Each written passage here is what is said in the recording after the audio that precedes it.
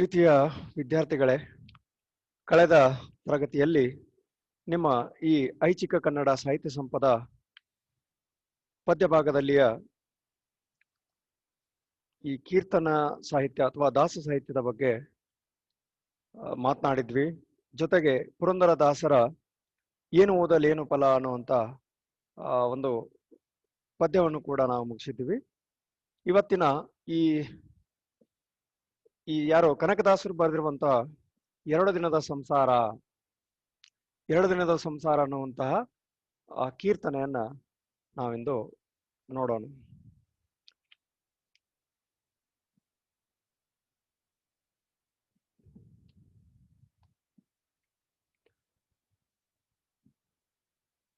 ಕನಕದಾಸರ ಪರಿಚಯವನ್ನ ನೋಡುವುದಾದರೆ, ವರಕವಿಗಳು ಕೀರ್ತನಕಾರರು ಎನಿಸಿಕೊಂಡ ಕನಕದಾಸರು 1495ರಿಂದ 1593ರವರೆಗೆ ಇವರ ದಾಸ ಸಾಹಿತ್ಯದ ಸುವರ್ಣ ಯುಗದ ಪ್ರವರ್ತಕರಲ್ಲಿ ಒಬ್ಬರಾಗಿರುವಂತವರು. ಹಾವೇರಿ ಜಿಲ್ಲೆಯ ಬಾಡ ಎಂಬಲ್ಲಿ ಇವರು ಜನಿಸಿದರು. ಅಷ್ಟೇ ಅಲ್ಲದೆ ಇವರಿಗೂ ಕನಕದಾಸರು ಅನ್ನುವಂತ ಹೆಸರು ಬರೋಕ್ಕಿಂತ ಪೂರ್ವದೊಳಗೂ ಕೂಡ ಒಂದು ಹೆಸರಿತ್ತು ಅನ್ನುವಂಥದ್ದನ್ನ ನಾವು ಕಂಡುಕೊಳ್ತೇವೆ. ತಂದೆ ಬೀರಪ್ಪ, ತಾಯಿ ಬಚ್ಚಮ್ಮ, ಇವರು ವಿಜಯನಗರ ಸಾಮ್ರಾಜ್ಯದ ಮಾಂಡಲಿಕರಲ್ಲಿ ಒಬ್ಬರಾಗಿದ್ರು. ಇವರು ಒಬ್ಬರಾಗಿದ್ರು. ಅನಂತರ ಶ್ರೀ ವೆಂಕಟೇಶ್ವರನ ಪ್ರೇರಣೆಯ ಮೇರೆಗೆ ಹರಿದಾಸರಾದ್ರು. ಇವರ ಬಾಲ್ಯನಾಮ ತಿಮ್ಮಪ್ಪ ನಾಯಕ. ಇವರ ಬಾಲ್ಯನಾಮ ಅದೇ ಹೇಳಿದ್ನಲ್ಲ, ಕನಕದಾಸರ ಆಗೋಕ್ಕಿಂತ ಪೂರ್ವದೊಳಗ ಇವ್ರು ಏನಾಗಿದ್ರು ಅಂದ್ರೆ ತಿಮ್ಮಪ್ಪ ನಾಯಕ ಆಗಿದ್ರು.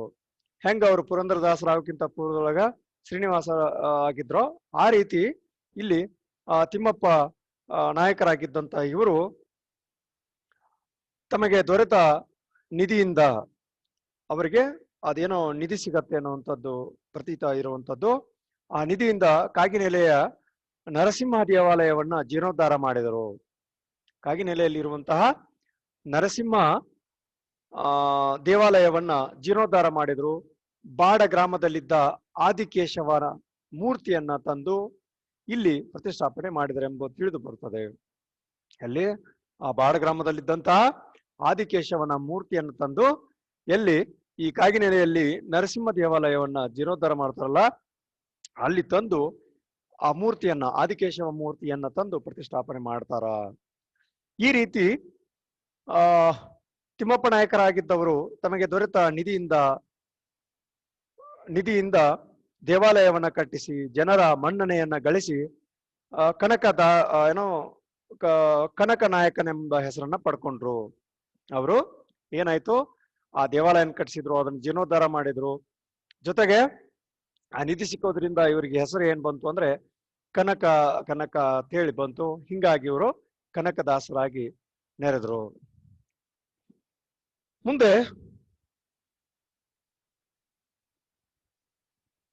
ಮುಂದೆ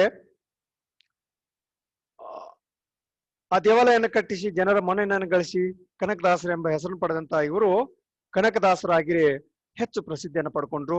ಇವರು ತಮ್ಮ ರಚನೆಗಳಲ್ಲಿ ಬಾಡದ ಆದಿಕೇಶವ ಅವರು ತಮ್ಮ ಅಂಕಿತವನ್ನ ಬಳಕೆ ಮಾಡಿರುವಂಥದ್ದು. ತಮ್ಮ ರಚನೆಗಳಲ್ಲಿ ಬಾಡದ ಆದಿಕೇಶವ, ಕಾಗಿನೆಲೆಯ ಆದಿಕೇಶವ ಎಂಬ ಅಂಕಿತಗಳನ್ನ ಬಳಸಿರುತ್ತಾರೆ. ಇವರು ಕೀರ್ತನೆಗಳಲ್ಲದೆ ನಳಚರಿತ್ರೆ, ಹರಿಭಕ್ತಿಸಾರ, ಮೋಹನ ತರಂಗಿಣಿ, ರಾಮಧಾನ್ಯ ಚರಿತೆ ಮೊದಲಾದ ಕಾವ್ಯಗಳನ್ನ ಬರೆದಿದ್ದಾರೆ.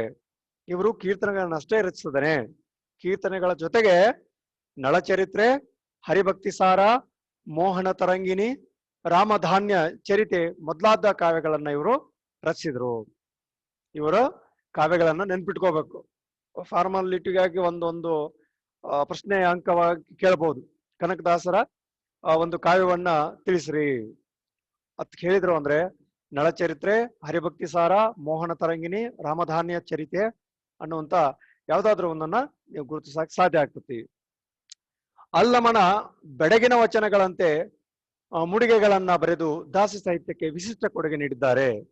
ಇವರು ಅಲ್ಲಮನ ಹಾಗೆ ಯಾವ ರೀತಿ ಅಲ್ಲಮರ ವಚನಗಳು ಬೆಡಗಿನ ವಚನಗಳು ಅಂತ ಗುರುತಿಸ್ಕೊಳ್ತಾವೆ, ಹಾಗೆ ಇವರ ವಚನಗಳು, ಇವರ ಕೀರ್ತನೆಗಳು ಯಾವ ರೀತಿ ಇದಾವೆ ಅಂದ್ರೆ ಮುಂಡಿಗೆಗಳನ್ನ ಮುಂಡಿಗೆಗಳನ್ನ ಒಳಗೊಂಡಿರುವಂತ ರಚನೆಯನ್ನ ಇವರು ಮಾಡಿದ್ರು.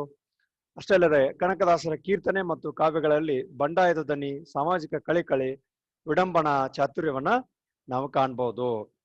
ಹೌದಾ? ಇವರ ಆ ಸ್ಥಿತಿಯನ್ನ ಅಂದ್ರೆ ಅವರು ಹೊಂದಿರುವಂತಹ ಬರವಣಿಗೆಯ ಮೂಲಕವಾಗಿ ಬಂಡಾಯದ ದನಿಯನ್ನ ಎತ್ತಿರುವಂತವ್ರು, ಸಾಮಾಜಿಕ ಕಳಕಳಿಯನ್ನು ಮಾಡಿರುವಂತವ್ರು, ವಿಡಂಬನಾ ಚಾತುರ್ಯವನ್ನ ಅವರ ಕಾವ್ಯಗಳಲ್ಲಿ ಕಾಣಬಹುದಾಗಿದೆ. ಯಾವ ವ್ಯಕ್ತಿ ಆ ಬಂಡಾಯದ ಧ್ವನಿಯಾಗಿ ನಿಂತ್ಕೊಂಡು ಆತ ಜನಮನ್ನಣೆಯನ್ನು ಪಡ್ಕೊಳಕ ಸಾಧ್ಯ ಇದೆ. ಇದಕ್ಕ ಇವರು ಕೂಡ ಹೊರತಾಗಿರ್ಲಿಲ್ಲ. ಇವರು ಕೂಡ ಅದಕ್ಕೆ ಬದ್ಧರಾಗಿದ್ರು, ಸಾಮಾಜಿಕ ಕಳಕಳೆಯನ್ನ ಹೊಂದಿರುವಂತವರಾಗಿದ್ರು, ಜಾತಿಯ ವ್ಯವಸ್ಥೆಯನ್ನ ವಿರೋಧಿಸುವಂತವರಾಗಿದ್ರು.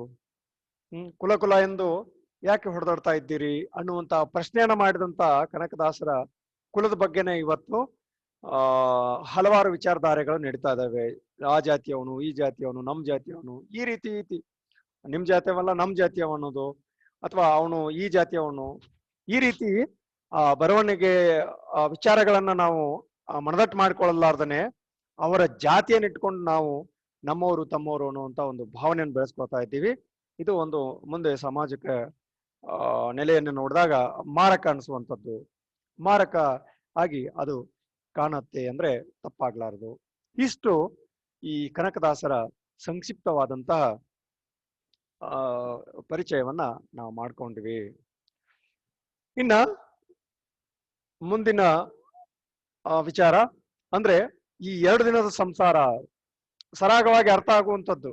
2 ಅಂದ್ರೆ 2, ಹೌದಾ? ಈ ಸಂಖ್ಯೆಯನ್ನ ಅರ್ಥ ಮಾಡ್ಕೊಳ್ಳುವಂಥದ್ದು ಏನು? 2 ದಿನ ಸಂಸಾರ ಅಂದ್ರೆ ಈ ನಡೀತಾ ಇರುವಂತ ಏನು ತಾಪತ್ರೆ ಪಡುವಂಥದ್ದು ಇದೆಯಲ್ಲ ಅದು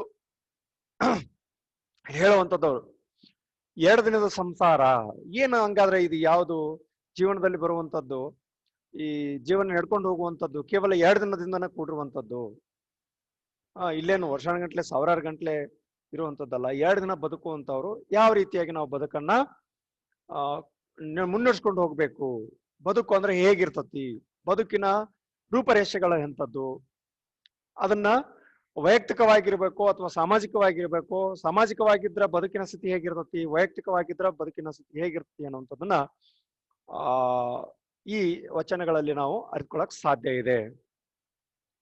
ಜೀವನ ಅನಿತ್ಯವಾದದ್ದು. ಜೀವನ ಅನ್ನುವಂಥದ್ದು ಏನಿದು?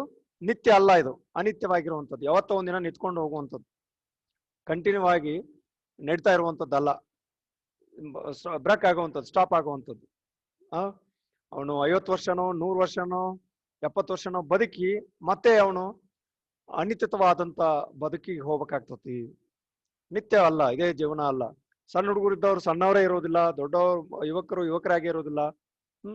ಆಯಾ ವಯಸ್ಸಿಗೆ ಅನುಗುಣವಾಗಿ ಅವರ ದೇಹದ ಭೌತಿಕ ಬದಲಾವಣೆ ಹೇಗಾಗತ್ತೋ ಹಾಗೆ ಮನುಷ್ಯನ ಜೀವನ ಬದಲಾವಣೆ ಕೂಡ ಆಗ್ತಾ ಇರತ್ತೆ, ಜೀವನದ ಬದಲಾವಣೆ ಕೂಡ ಆಗ್ತಾ ಇರುತ್ತೆ. ಅದಕ್ಕಾಗಿ ಹೇಳ್ತಾರ ಜೀವನ ಅನ್ನುವಂಥದ್ದು ಅನಿತ್ಯವಾದದ್ದು, ನಿತ್ಯವಲ್ಲ.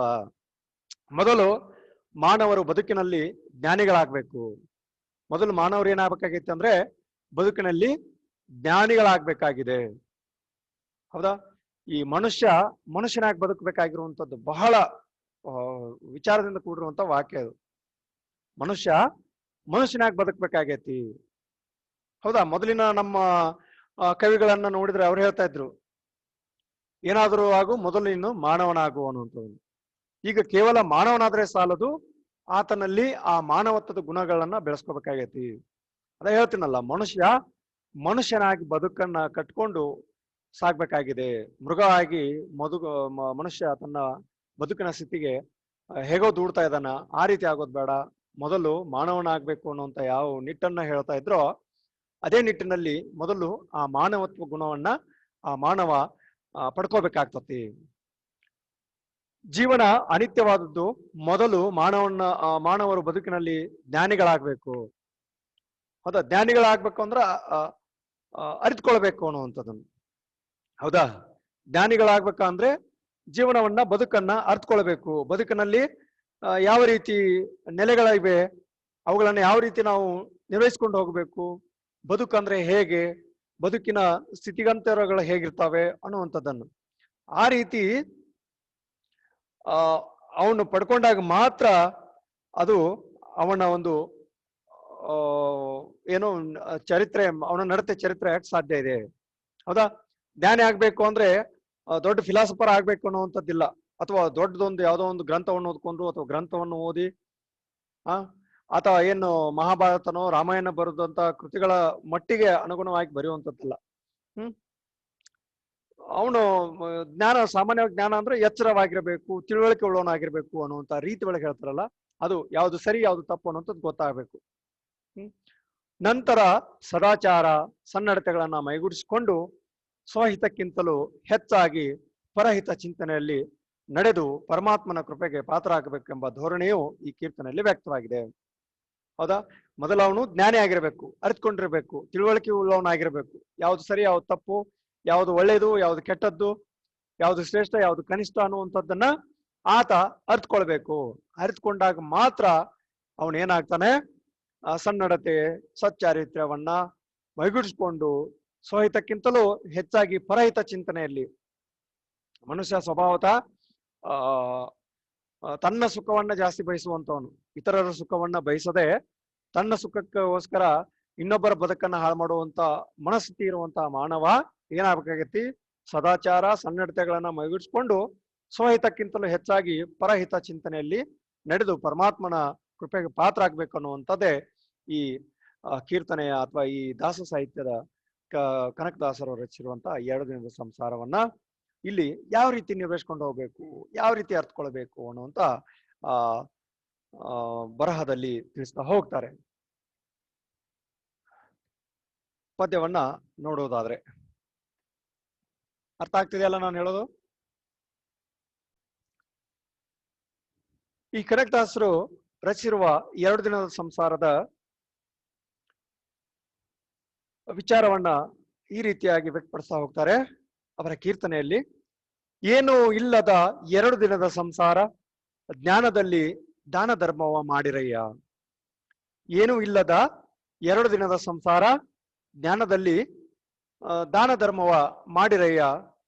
ಹಸಿದು ಬಂದವರಿಗೆ ಹಸನವೀಯಲು ಬೇಕು, ಶಿಶುವಿಗೆ ಪಾಲ್ಬೆಣ್ಣೆ ಉಣಿಸಲಬೇಕು. ಹಸನಾದ ಭೂಮಿಯನ್ನು ದಾರೆ ಏರಲು ಬೇಕು, ಕುಸಿಯಾಡದಲೆ ಭಾಷೆ ನಡೆಸಲೇಬೇಕು ಅನ್ನುವಂಥ. ಏನೂ ಇಲ್ಲದ 2 ದಿನದ ಸಂಸಾರ.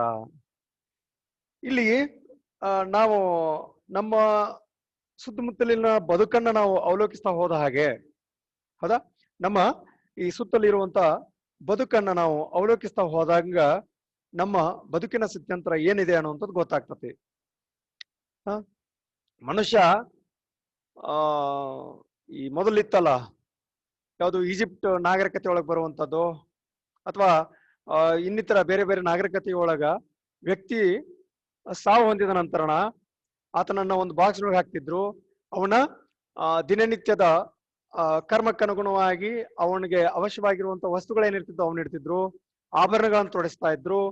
ಅವನಿಗ ಏನದು ಸುಗಂಧ ದ್ರವ್ಯಗಳನ್ನ ಕೂಡ ಅವನ ಜೊತೆಯಲ್ಲಿ ಇಡ್ತಿದ್ರು ಅನ್ನುವಂಥದ್ದನ್ನ ನಾವು ಇತಿಹಾಸದೊಳಗೆ ನೋಡ್ತೀವಿ. ಸರಿನಾ? ಅವನು ಸತ್ತ ನಂತರ ಅವನಿನ್ ತಗೊಂಡು ಹೋದ ಏನವನು? ಅವನ್ ತಗೊಂಡು ಹೋದ್ನ ಅಥವಾ ಅವನನ್ನ ಬಳಕೆ ಮಾಡ್ಕೊಂಡೇನವ? ಇಲ್ಲ, ಬಳಕೆ ಮಾಡ್ಕೊಳಕ್ ಆಗೋದಿಲ್ಲ. ಯಾಕಂದ್ರೆ ಇರುವಾಗ ಮಾತ್ರ ನಾವು ಆ ಬದುಕನ್ನ ಅನುಭವಿಸ್ಬೇಕಾಗ್ತತ್ ವಿನಃ ಸತ್ತ ನಂತರ ಅಲ್ಲ. ಹೌದಾ? ಅದೇ ಹೇಳ್ತಾರ ನೋಡು, ಬರುವಾಗೂ ಏನು ಇಲ್ಲ, ಹೋಗುವಾಗೂ ಏನು ಇಲ್ಲ, ಈ ಜೀವನ ಬರೇ ಕತ್ತಲೆ ಕತ್ತಲೆ ಅನ್ನುವಂತ ರೀತಿ ಒಳಗ ಹಲವಾರು ವಿಚಾರಗಳನ್ನು ವ್ಯಕ್ತಪಡಿಸ್ತಾರಲ್ಲ, ಆ ರೀತಿ ಏನು ಇಲ್ಲ, ಈ ಸಂಸಾರದೊಳಗೆ ಏನೇನು ಇಲ್ಲ ಅನ್ನುವಂಥದ್ದು. ಈ 2 ದಿನದ ಸಂಸಾರ ಅಂದ್ರೆ ನಮ್ಮ ಬದುಕಿನ ಸ್ಥಿತ್ಯಂತರವನ್ನ ಹೇಳ್ತಾ ಇರುವಂಥದ್ದು. ಈ ಬದುಕಿನೊಳಗ ಏನೂ ಇಲ್ಲ ಅನ್ನುವಂಥದ್ದನ್ನು. ಅದಕ್ಕ ಏನ್ ಮಾಡ್ರಿ, ಜ್ಞಾನದಲ್ಲಿ ದಾನ ಧರ್ಮ ಮಾಡ್ರಯ್ಯ. ನಿಮಗೇನ್ ತಿಳಿದಿರ್ತತಿ ಅದನ್ನ ವ್ಯಕ್ತಪಡಿಸ್ತಾ ಹೋಗ್ರಿ. ಯಾವ್ದು ಸರಿ ಇದೆ ಸರಿ ಅಂತ ಹೇಳ್ರಿ, ಯಾವ್ದು ತಪ್ಪಿದೆ ತಪ್ಪಂತ ಹೇಳ್ರಿ. ಅಟ್ಲೀಸ್ಟ್ ಅವ್ರಿಗೆ ಏನು ದಾನ ಮಾಡ್ಲಿಕ್ಕೂ ಅಷ್ಟ ಆಯ್ತು, ಯಾವ್ದು ಸರಿಯಾಗಿರುವಂಥದ್ದು ಯಾವ್ದು ತಪ್ಪಾಗಿರುವಂಥದ್ದು, ಏನ್ ಮಾಡ್ತಾ ಇದ್ದೀರಿ ಏನ್ ಮಾಡಬಾರ್ದು ಅನ್ನುವಂಥದ್ನಾದ್ರೂ ಈ ಆ ದಾನ ಧರ್ಮದ ರೀತಿ ಒಳಗೆ ಮಾಡ್ರಿ. ಜ್ಞಾನದಲ್ಲಿ ಜ್ಞಾನದಲ್ಲಿ ದಾನ ಧರ್ಮ ಮಾಡ್ರಯ್ಯ ಅಂತ ಹೇಳಿ ಅವರು ವ್ಯಕ್ತಪಡಿಸುವಂಥದ್ದು.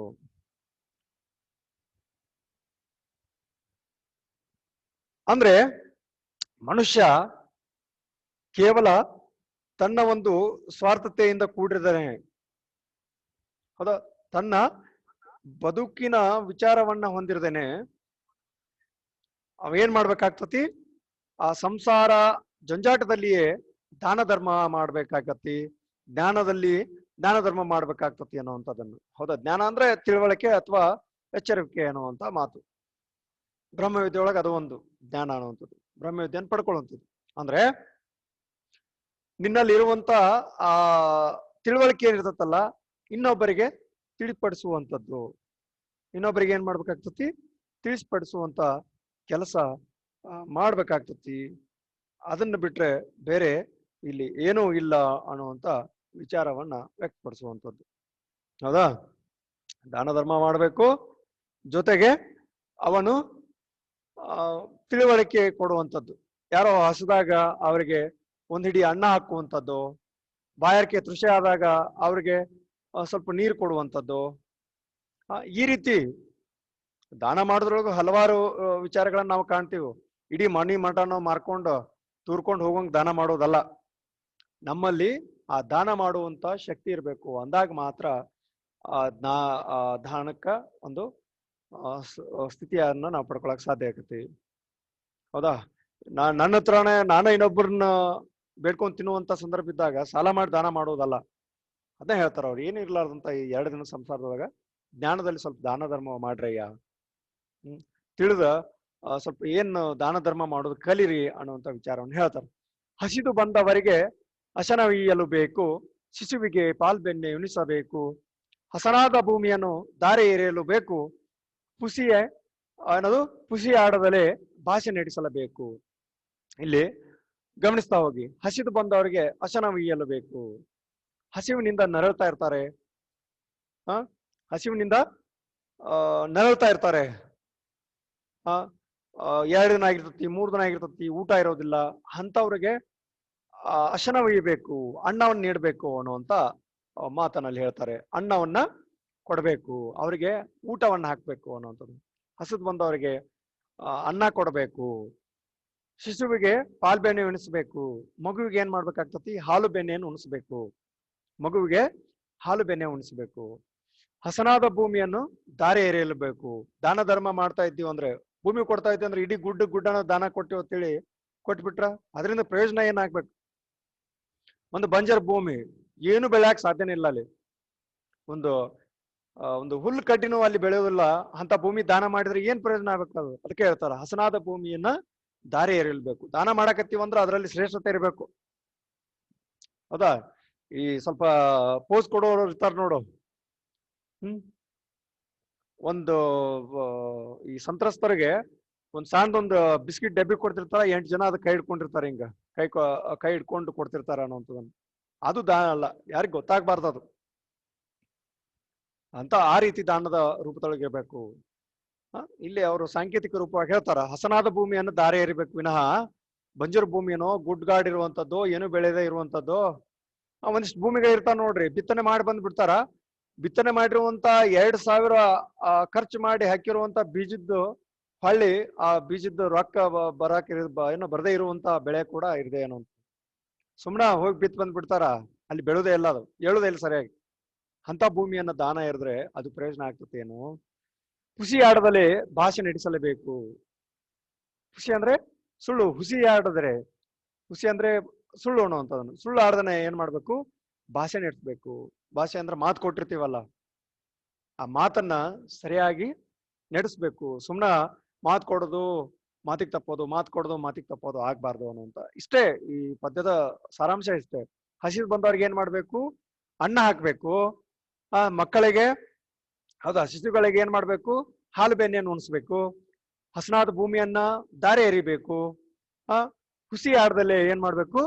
ಭಾಷೆಯನ್ನ ನಡೆಸ್ಬೇಕು ಅನ್ನುವಂತ ವಿಚಾರವನ್ನ ನಾವಿಲ್ಲಿ ಕಂಡ್ಕೊಳ್ತೀವಿ. ರೈಟ್? ಈ ರೀತಿ ಮುಂದಿನ ಪದ್ಯದೊಳಗ ಅಂದ್ರೆ ಅರ್ಥ ಆಯ್ತಲ್ಲ? ಹಸಿದು ಬಂದವ್ರಿಗೆ ಏನ್ ಮಾಡ್ಬೇಕು? ಅನ್ನವನ್ನ ಹಾಕ್ಬೇಕು. ಶಿಶು ಮಕ್ಕಳಿಗೆ, ಸಣ್ಣ ಮಕ್ಕಳಿಗೆ ಏನ್ ಮಾಡ್ಬೇಕು? ಹಾಲು ಬೆಣ್ಣೆಯನ್ನು ಉಣಿಸ್ಬೇಕು. ಹಸನಾದ ಭೂಮಿಯನ್ನ ದಾನ ಮಾಡ್ತಾ ಇರುವಂತ ಭೂಮಿ ಹಸನಾಗಿರ್ಬೇಕು, ಬೆಳೆಯಕ್ಕೆ ಯೋಗ್ಯವಾಗಿರುವಂತ ಭೂಮಿಯನ್ನು ದಾನ ಮಾಡ್ಬೇಕು.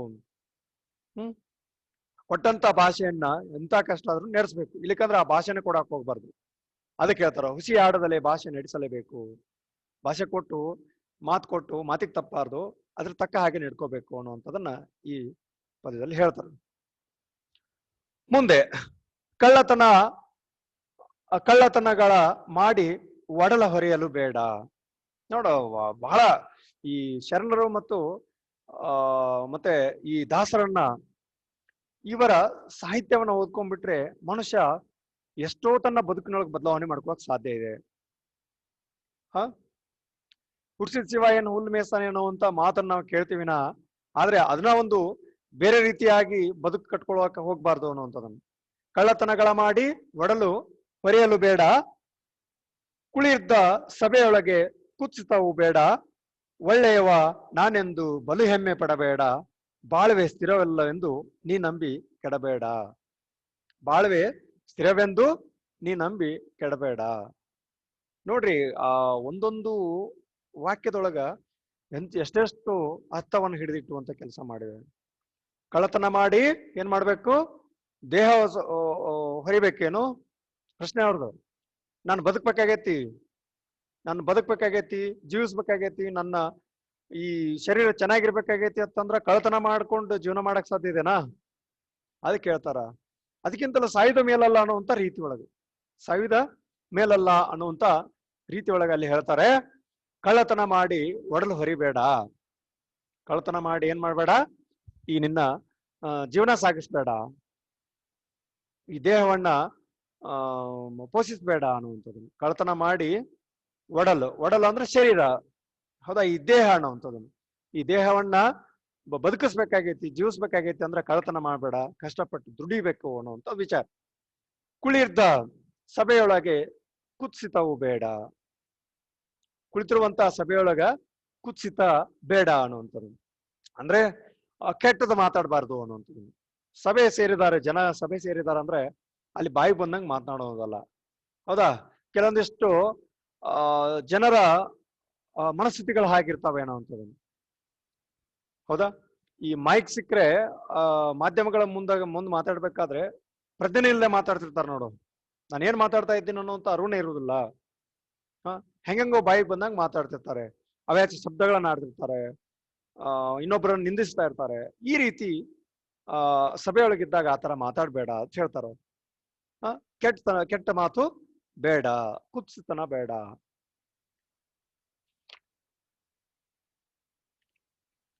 ಮುಂದೆ ಒಳ್ಳೆಯವ ನಾನೆಂದು ಬಲು ಹೆಮ್ಮೆ ಪಡಬೇಡ. ನಾನು ಒಳ್ಳೆಯವನು, ನನ್ನ ಹಾಗೆ ಯಾರು ಇಲ್ಲ, ನಾನೇ ಇಲ್ಲಿ ಶ್ರೇಷ್ಠ, ಎಲ್ಲರೂ ಕನಿಷ್ಠ ಅನ್ಕೊಳ್ಬೇಡ. ನೀನು ಒಳ್ಳೆಯವನೋ ಕೆಟ್ಟವನೋ ಅನ್ನುವಂಥದ್ದನ್ನ ನಿರ್ಧರಿಸಬೇಕಾಗಿರೋದು ಯಾರು ಅಂದ್ರೆ ಸಮಾಜ. ನಿನ್ನ ಒಳ್ಳೆತನವನ್ನ ಗುರುತಿಸಿ ಸಮಾಜ ನಿನ್ನ ಬಗ್ಗೆ ಹೆಮ್ಮೆ ಪಡುವಂಗಿರ್ಬೇಕು ವಿನಃ ನಾನೇ ಬಹಳ ಒಳ್ಳೆಯವನದನ್ನ ನಾನು ಅಂತೇಳಿ ನನ್ನ ಬಗ್ಗೆ ನಾನೇ ಬೆನ್ ತಟ್ಕೊಂಡ್ರೆ ಸಾಲದು. ನನ್ನ ಒಳ್ಳೆತನ, ನಾನು ಒಳ್ಳೆಯವನಿದ್ದೀನಿ ಅಂತ ಹೇಳಿ ನನ್ನ ಬಗ್ಗೆ ನಾನೇ ಬೆನ್ ತಟ್ಕೊಂಡ್ರೆ ಸಾಲದು. ನಾನು ಒಳ್ಳೆಯವನು ಅಂತೇಳಿ ಬಹಳ ಹೆಮ್ಮೆ ಪಡಬೇಕಾಗಿಲ್ಲ ಅನ್ನುವಂತ ವಿಚಾರ ಅಲ್ಲಿ ಹೇಳ್ತಾರೆ. ಬಾಳ್ವೆ ಸ್ಥಿರವೆಂದು ನೀ ನಂಬಿಕೆ ಇರಬೇಡ. ಹೌದಾ? ಈ ಬಾಳ್ವೆ ಅನ್ನುವಂಥದ್ದು ಸ್ಥಿರ ಅನ್ನುವಂಥದ್ದನ್ನ ಇಟ್ಕೊಂಡು, ಹೌದಾ, ಈ ಬಾಳ್ವೆ ಅನ್ನುವಂಥದ್ದು ಸ್ಥಿರ ಐತಿ, ಬದುಕಾಕ್ ಸಾಧ್ಯ ಐತಿ, ಇದೆಲ್ಲ ನಂದೇ ನಂದೇ ನಂದೇ ನಂದೇ ಅನ್ಕೊಂಡು ನೀನು ಆ ಬಾಳ್ವೆಯನ್ನು ನಂಬ್ಕೊಂಡು ನೀನೇನ್ ಮಾಡ್ಬೇಡ, ನಂಬಿ ಕೆಡ್ಬೇಡ. ಹೌದಾ? ಮನೆ ಮುಂದ್ ನೋಡು, ಏನೋ ಒಂದು ಕಸ ಬಂದ್ಬಿಡ್ತಂದ್ರೆ ಜಗಳ, ಹೊಲ್ದ ಬದುನೆಯಾಗಿ ಏನಾರ ಒಂದು ಆ ಕಡೆ ಹೊಲ್ದವ್ರದ್ದು ಏನೋ ಧಾನ್ಯ ಮಾಡಿದ್ರಪ್ಪ ಅಂದ್ರೆ ಅಲ್ಲಿ ಜಗಳ, ನೀರ್ ತಗೊಂಬರಕ್ ಹೋದ ನೀರಿಗೆ ಪಾಳ್ಯಕ್ ಹಚ್ಚಿದಾಗ ಜಗಳ, ಯಾವ್ದಕ್ಕರ ಒಂದು ಲೈನ್ ಹಚ್ಚಿದಾಗ ಜಗಳ, ಬರೀ ಜಗಳ. ಎದಕ್ ಜಗಳ? ಈ ಬಾಳು ಅನ್ನುವಂಥದ್ದು ಅಥವಾ ಈ ಬಾಳ್ವೆ ಅನ್ನುವಂಥದ್ದು ಸ್ಥಿರ ಐತತ್ತೇಳಿ ಎಲ್ಲ ನಂದು ಅನ್ಕೊಂಡ್ರೆ ನಾಳೆ ಹೋದಾಗ ಸತ್ತಾಗ ಏನ್ ತಗೊಂಡು ಹೋಗಕ್ ಸಾಧ್ಯ ಇದೆ? ಅದಕ್ಕ ಈ ದಾಸರು ಹೇಳುವಂಥದ್ದು, ಕರೆಕ್ಟ್ ದಾಸರು ಹೇಳುವಂಥದ್ದು ಏನಂದ್ರೆ, ಈ ಬಾಳ್ವೆ ಸ್ಥಿರ ಅಂತೇಳಿ ನೀನ್ ನಂಬಿ ಕೆಡಬೇಡ. ಎಲ್ಲರೂ ಬರೋದು ಹೋಗುದು, ಅದೇನು ಒಂದು ಮಾತು ಬರುತ್ತಲ್ಲ, ರಣರಂಗದೊಳಗೆ ಬರುವಂತದ್ದು, ನಾನು ಹೋಗ್ತೀನಿ, ನಾನು ಹೋರಾಡ್ತೀನಿ, ನಾನು ಇದನ್ನ ಮಾಡ್ತೀನಿ ಅನ್ನುವಂತ ಮಾತು ಬಂದಾಗ ಒಂದು ವಾಕ್ಯ ಬರುತ್ತೆ ಅಲ್ಲಿ, ಸರದಿ ಅಪ್ಪದು ಕಾಣ ಮಹಾರಂಗಜದೋಳು ಅನ್ನುವಂಥದ್ದು. ಸರದಿ ತಪ್ಪಿದ್ದಲ್ಲ ಇದು. ಹೌದಾ, ಸಾವು ಯಾರಿಗೂ ತಪ್ಪಿಲ್ಲ. ಇಲ್ಲೇನು ನಾವೇನು ಏನ್ ತರದನ್ನ ಸಂಜೀವಿನಿ ಹಿಡ್ಕೊಂಡ್ ಬಂದೀವ ನಾವು ಇಷ್ಟು ದಿನ ಬದುಕ್ತನೋ ಇಷ್ಟು ದಿನ. ಅದ್ರಾಗಿ ಕೊರೋನಾದಂತಹ ಸಂದರ್ಭ ಬಂದಾಗ ಬದುಕು ಅನ್ನುವಂಥದ್ದು ಏನು ಅನ್ನುವಂಥದ್ದು ಬಹಳ ಚೆನ್ನಾಗಿ ಪಾಠವನ್ನು ಕಲಿಸಿ ಹೋಗ್ಬಿಡ್ತು. ಹೌದಾ, ಎಂತೆಂತ ಸೆಂಟ್ರಲ್ ಮಿನಿಸ್ಟರ್ಗಳು ಸಾವು ಅಂತ ಇರುವಂತದ್ದು, ಶಾಸಕರ ಸಾವು ಅಂತ ಇರುವಂತದ್ದು, ಶ್ರೀಮಂತಿಕೆಯಿಂದ ಮೆರಿತಿರುವಂತವ್ರು ಎಷ್ಟೋ ಜನ ಮಣ್ಣಾಗಿ ಹೋಗಿರುವಂತದ್ದು. ಅದಕ್ಕೆ ಹೇಳ್ತಾನಲ್ಲ, ಈ ಬಾಳ್ವೆ ಅನ್ನುವಂಥದ್ದು ಸ್ಥಿರವಾಗಿರುವಂತದ್ದಲ್ಲ. ಹೌದಾ, ಮನುಷ್ಯನಿಗೆ ಯಾವುದು ಯಾವಾಗ ಬಂದು ವಕ್ರಿಸ್ಕೊಳ್ತದೆ ಅನ್ನೋದು ಗೊತ್ತಾಗೋದಿಲ್ಲ. ಇರೋಷ್ಟು ದಿನ ಎಲ್ಲರ ಜೊತೆ ನಗ್ತಾ ಮಾತಾಡ್ತಾ ಚೆನ್ನಾಗಿ ಬದುಕನ್ನ ಕಟ್ಕೋಬೇಕು ವಿನಃ ಇನ್ನೊಬ್ಬರ ಜೊತೆ ಗಂಟು ಮರಿ ಹಾಕೊಂಡು ಯಾವಾಗಲೂ ಅನ್ಕೊಟ್ಟು ಕುತ್ಕೊಳ್ಳುವಂಥದ್ದು ಅಲ್ಲ, ಆಗ್ಬಾರ್ದು. ಬದುಕು ಅನ್ನುವಂಥದ್ದು ಒಂದು ಸ್ಥಿರವಲ್ಲ, ಅದು ಹಂಗ ನಡೀತಾ ಇರುವಂಥದ್ದು. ಈಗ ನಿಮ್ಮ ಮನೆಗಳನ್ನ ತಗೊಳ್ರಿ, ನಿಮ್ಮ ಮನೆಯೊಳಗೆ ಮೊದಲು ಯಾರಿದ್ರು? ಅಜ್ಜ ಇದ್ದ, ಅಜ್ಜನ ನಂತರ ಯಾರು? ಅಪ್ಪ, ಅಪ್ಪ ಆದ ನಂತರ ನಾವು ಆದ ನಂತರ ಮಕ್ಕಳು, ಮಕ್ಕಳಾದ ನಂತರ ಮೊಮ್ಮಕ್ಕಳು. ಇಲ್ಲೇನು ಯಾರು ಸ್ಥಿರವಾಗಿ ನಿಂತ್ಕೊಂಡಿಲ್ಲ. ಎಲ್ಲೋ ಒಂದೊಂದ್ ಕಡೆ ಒಂದೊಂದು ಫೋಟೋ ನಿಂತ್ಕೊಂಡವ ಅಷ್ಟೇ. ಅಜ್ಜನ ಫೋಟೋನೋ, ಅವ್ರ ಅಪ್ಪಂದೋ, ಅಜ್ಜಂದೋ ಫೋಟೋ ಸ್ಥಿರವಾಗಿದ್ದಾವ ವಿನಃ ಆ ವ್ಯಕ್ತಿ ಸ್ಥಿರವಾಗಿಲ್ಲ. ಅದಕ್ಕ ಈ ಬಾಳ್ವೆ ಅನ್ನುವಂಥದ್ದು ಏನಿದೆ, ಸ್ಥಿರವಾಗಿ ಇಟ್ಕೊಂಡು ನೀವು ನಂಬಿಕೆ ಇಡಬೇಡ್ರಿ ಅನ್ನುವಂತ ವಿಚಾರವನ್ನ ಅಲ್ಲಿ ಹೇಳ್ತಾರೆ. ಮುಂದಿನ ಪದ್ಯದಲ್ಲಿ, ದೊರೆತನವು ಬಂದಾಗ ಕೆಟ್ಟದ್ದು ನುಡಿಬೇಡ. ದೊರೆತನವು ಬಂದಾಗ ಕೆಟ್ಟದ್ದು ನುಡಿಬೇಡ, ಸಿರಿ ಬಂದ ಕಾಲಕ್ಕೆ ಬಲು ಮೆರೆಯಲು ಬೇಡ. ದೊರೆತನವು ಬಂದಾಗ ಕೆಟ್ಟದ್ದ ನುಡಿಬೇಡ, ಸಿರಿ ಬಂದ ಕಾಲಕ್ಕೆ ಬಲು ಮೆರೆಯಲು ಬೇಡ. ಸಿರಿವಂತ ಶ್ರೀ ಕಾಗಿನೆಲೆ ಆದಿಕೇಶವನ ಚರಣ ಕಮಲವ ಸೇರಿ ಸುಖಿಯಾಗು ಮನುಜ. ಇಲ್ಲಿ ಹೇಳ್ತಾರೆ ಏನು, ದೊರೆತನ ಬಂದಾಗ ಸಾವುಕಾರಕ್ಕೆ ಬಂತಂದ್ರ ಅವ್ರ ಕಾಲ್ ನೆಲದ ಮೇಲೆ ಇರೋದಿಲ್ಲ ಅಂತ ಹೇಳ್ತಾರೆ ನೋಡು. ಆತರ ಸಾವುಕಾರಕ್ಕೆ ಬಂತು ಅಂದ್ರೆ ಆತನ ಕಾಲ್ ನೆಲದ ಮೇಲೆ ಇರೋದಿಲ್ಲ. ಅಂದ್ರೆ ಅಷ್ಟು ಸಾವುಕಾರಿಕೆಯ ಒಂದು ವಿಜೃಂಭಣೆಯಿಂದ ಆತ ನಡ್ಕೊಂಡು ಹೋಗ್ತಿರ್ತಾನ ಅಂತ ಅರ್ಥ. ಅದು ದಿಮಾಕ್ ಹೆಚ್ಚಾಗ್ಬಿಡ್ತತಿ ಏನೋ ಅಂತ. ದೊರೆತನ ಬಂದಾಗ ಕೆಟ್ಟದ್ದು ನುಡಿಬೇಡ. ಆ ದೊರೆತನ ಇದ್ದಾಗ ಯಾವಂದೇನು ಎಂತ ಯಾರಿಗೂ ಮರ್ಯಾದೆ ಇರೋದಿಲ್ಲ, ಹಿರಿಯರಿಗೆ ಗೌರವ ಇರೋದಿಲ್ಲ, ಮಕ್ಕಳ ಬಗ್ಗೆ ಪ್ರೀತಿ ಇರೋದಿಲ್ಲ, ತನ್ನ ಬಂದ ಬಳಗ ಅನ್ನುವಂಥದ್ದು ಇರೋದಿಲ್ಲ. ತನ್ನದೇ ಆದಂತ ಒಂದು ಸಾವುಕಾರಿಕೆಯ ಅಮಲಿನಲ್ಲಿ ಆತ ಇನ್ನೊಬ್ಬರಿಗೆ ಕೆಟ್ಟದನ್ನ ನುಡಿತಾ ಕೆಟ್ಟದನ್ನ ಮಾಡ್ತಾ ಹೋಗ್ತಿರ್ತಾನೆ. ಆ ತರ ಮಾಡ್ಬೇಡ ಅಂತ ಹೇಳ್ತಾರೆ ಇಲ್ಲಿ. ದೊರೆತನ ಶ್ರೀಮಂತಿಕೆ ಬಂದಾಗ ಅಥವಾ ಒಂದು ನಾಯಕತ್ವದ ಒಂದು ಸ್ಥಾನಕ್ಕೆ ನೀನು ಹೋದಾಗ ಕೆಟ್ಟದನ್ನ ನುಡಿಬೇಡ. ಹೌದಾ, ಕೆಟ್ಟದನ್ನ ನುಡಿಬೇಡ. ನೀನು ಆ ಒಂದು ಕೆಟ್ಟದ ಮನಸ್ಥಿತಿಯನ್ನ ಇಟ್ಕೊಂಡು ಅಥವಾ ಕೆಟ್ಟದ ವಿಚಾರಗಳನ್ನ ಇಟ್ಕೊಂಡು ಆ ಸ್ಥಾನದಲ್ಲಿ ಇರುವಂಥದ್ದು ತಪ್ಪಾಗ್ತತಿ. ದೊರೆತನ ಮಾಡ್ತಾ ಇದ್ದಿ ಅಂದ್ರೆ ಎಲ್ಲರನ್ನು ಸಮಾನವಾಗಿ ಕಾಣ್ಬೇಕಾಗ್ತತಿ, ಒಳ್ಳೇದನ್ನ ನುಡಿಬೇಕಾಗ್ತತಿ, ಕೆಟ್ಟದನ್ನ ನಿಂದಿಸ್ಬೇಕಾಗ್ತತಿ. ಆದ್ರೆ ನೀನೇ ಆ ದೊರೆತನ ಬಂದಾಗ ಕೆಟ್ಟದ್ದನ್ನು ಮಾತಾಡ್ತಾ ಹೋಗ್ಬಿಟ್ರೆ ಏನದು ಅನರ್ಥ ಆಗ್ತತಿ ಅನ್ನುವಂಥ ವಿಚಾರ ಇಲ್ಲಿ ಹೇಳ್ತಾರೆ. ದೊರೆತನ ಬಂದಾಗ ಕೆಟ್ಟದ್ದು ನುಡಿಬೇಡ, ಸಿರಿ ಬಂದ ಕಾಲಕ್ಕೆ ಬಲು ಮೆರೆಯಲು ಬೇಡ. ನೋಡ್, ನಮ್ಮ ಜನಪದರು ಹೇಳೋದಿಲ್ಲ, ಹೇಳ್ತಿರ್ತಾರ ಅವರು, ಸಾವುಕಾರಕ್ಕೆ ಬಂದತ್ತು ಹೇಳಿ ಬಾಳ ಮೆರಿಬೇಡ, ಸಾವುಕಾರಕ್ಕೆ ಅನ್ನೋದು ಮಧ್ಯಾಹ್ನದ ಬಿಸಿಲು ಇದ್ದಂಗ. ಹೌದಾ, ಮಧ್ಯಾಹ್ನದ ಬಿಸಿಲು ಅದೇನು ಸ್ಥಿರವಾಗಿರ್ತತನು? ಮತ್ ಸಾಯಂಕಾಲ ಆಗಬೇಕು, ಮತ್ ಸೂರ್ಯ ಮುಳುಗ್ಬೇಕು, ಮತ್ ಕತ್ಲಾಗ್ಲೇಬೇಕು, ಮತ್ ಬೆಳಗ್ಗೆ ಆಗ್ಬೇಕು.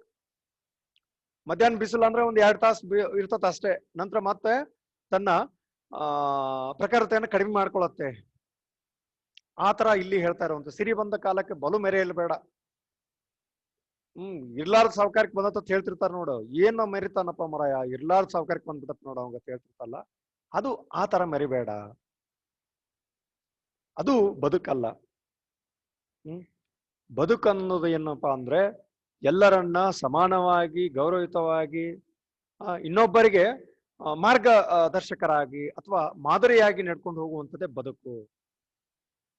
ಅದಕ್ಕೆ ದೊರೆತನ ಬಂದಾಗ ಕೆಟ್ಟದ್ದು ಮಾತನಾಡೋದು, ಸಿರಿತನ ಬಂದಾಗ ದುಮ್ಸನ್ ಮೆರೆದಾಡೋದು ಮಾಡಿದ್ರೆ ಅದು ಬದುಕಲ್ಲ ಅನ್ನುವಂಥ ವಿಚಾರ ಇಲ್ಲಿ ಹೇಳ್ತಾರೆ. ಸಿರಿವಂತ ಶ್ರೀ ಕಾಗಿನೆಲೆ ಆದಿಕೇಶವನ ಚರಣ ಕಮಲವ ಸೇರಿ ಸುಖಿಯಾಗು ಮನುಜ.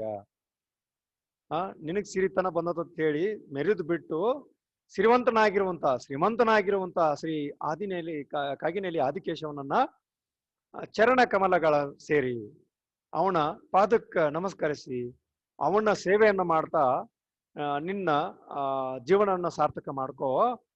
ಸೌಕರ್ಯಕ್ಕೆ ಬಂದಿದೆ ಅಥವಾ ದೊರೆತನ ಬಂದಿದೆ ಅಂತೇಳಿ ಕೆಟ್ಟದ್ ನೋಡೋದು ಮೆರೆಯೋದು ಮಾಡಬೇಡ. ಅಂದಾಗ ನಿನ್ನ ಬದುಕು ಸುಖಿ ಆಗಕ್ ಸಾಧ್ಯ ಇದೆ. ಎಲ್ಲಿ? ಶ್ರೀ ಕಾಗಿನೆಲೆ ಆದಿಕೇಶವನ ಚರಣ ಕಮಲವ ಸೇರಿದಾಗ ಮಾತ್ರ ನಿನ್ನ ಬದುಕು ಏನಾಗತ್ತೆ, ಸುಖಿಯಾಗಿ ಸಾಗತ್ತೆ ಅನ್ನುವಂತ ವಿಚಾರವನ್ನ ಇಲ್ಲಿ ಹೇಳ್ತಾರೆ. ಇಷ್ಟು ಕನಕದಾಸರು ರಚಿಸಿರುವಂತಹ 2 ದಿನದ ಸಂಸಾರ ಅನ್ನುವ ಈ ಕೀರ್ತನೆಯನ್ನ ನೋಡಿದ್ವಿ. ಇನ್ನ ಮುಂದಿನ ತರಗತಿಯಲ್ಲಿ ಮತ್ತೆ ಮುಂದಿನ ಭಾಗವನ್ನ ನೋಡೋಣ. ಅಂದ್ರೆ ಪದ್ಯ ಅಥವಾ ಗದ್ಯದ ಭಾಗವನ್ನು ನೋಡೋಣ. ಒಟ್ಟಾರೆಯಾಗಿ ಈ 2 ದಿನದ ಸಂಸಾರ ಅನ್ನುವಂಥದ್ದು ಬದುಕಿನ ಶ್ರೇಷ್ಠತೆಯನ್ನ ವ್ಯಕ್ತಪಡಿಸುವಂಥದ್ದು. ಬದುಕಿನಲ್ಲಿ ಹೊಂದಬೇಕಾಗಿರುವಂತಹ ಮೌಲ್ಯಗಳು ಯಾವ್ಯಾವಿದಾವೆ, ಆ ಮೌಲ್ಯಗಳಿಗೆ ನಾವು ಅಣಿ ಆಗ್ಬೇಕು ವಿನಃ ಯಾವುದೋ ಒಂದು ಮಧ್ಯಾಹ್ನದ ಬಿಸಿಲಿನ ಹಾಗೆ ಇರುವ ಬದುಕಿಗೆ ನಾವು ಅಣಿ ಆಗ್ಬಾರ್ದು ಅನ್ನುವಂಥ ವಿಚಾರ ಇಲ್ಲಿ ವ್ಯಕ್ತಪಡಿಸ್ತಾ, ಕಾಗಿನೆಲೆ ಆದಿಕೇಶವನ ಚರಣ ಕಮಲಗಳಿಗೆ ನೀನೇನಾಗೋ ಸೇರು, ಅಂದಾಗ ನೀನು ಸುಖಿಯಾಗಿ ಸಾಧ್ಯ ಇದೆ ಅನ್ನುವಂಥ ವಿಚಾರ ಇಲ್ಲಿ ವ್ಯಕ್ತಪಡಿಸಿ ತಮ್ಮ